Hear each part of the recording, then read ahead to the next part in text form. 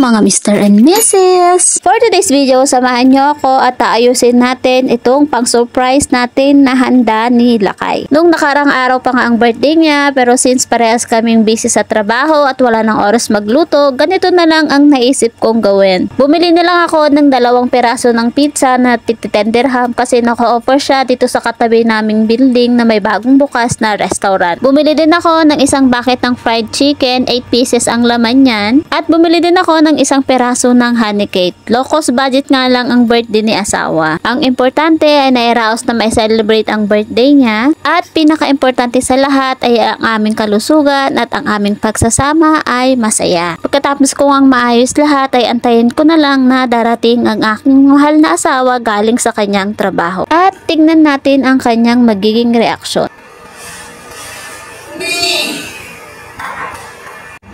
Ni, kalimling enak.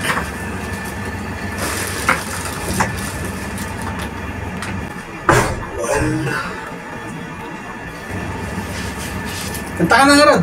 Happy birthday! Thank you.